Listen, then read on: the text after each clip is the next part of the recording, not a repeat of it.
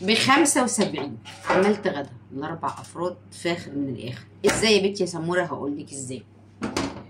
جبت ب10 جنيه بتنجان، ب10 جنيه فلفل، ب10 جنيه كوسه. للامانه كانوا 4 كوسات، معرفش الكوسه غاليه فعلا اليومين دول. وبتنجان وفلفل وكوسه قطعوا معايا 40 جنيه. 10 بتنجان، 10 فلفل، 10 كوسه، ادي 30. وجبت ب5 جنيه خضره يبقى 35.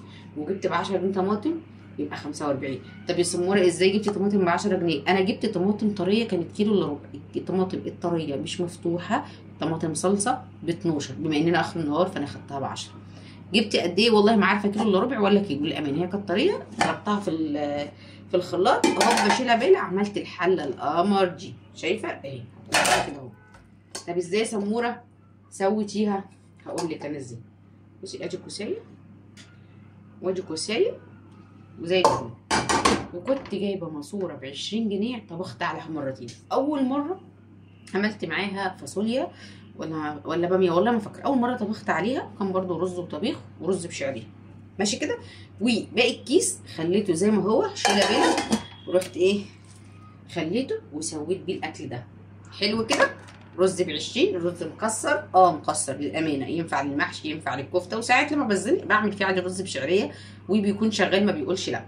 ب20 جنيه رز، وب5 جنيه شعريه، وب10 فلفل، وب10 بتنجان، وب10 كوسه، و4 كوسات عشان ما حدش يقول لي الكوسه ايه ازاي ب10 جنيه.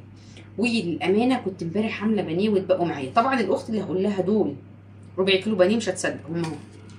بصي 4 حتت وحته صغننه من حتتين صغيرين و3 حتت. ازاي بقى يا سموره البانيه؟ اقول لك البانيه بعمله من غير بيض، من غير بقسماط، ورقيقه. بصي الطبق قد ايه، ولا وقعت ولا اي حاجه اهو. يوم ماشي بستر ربنا.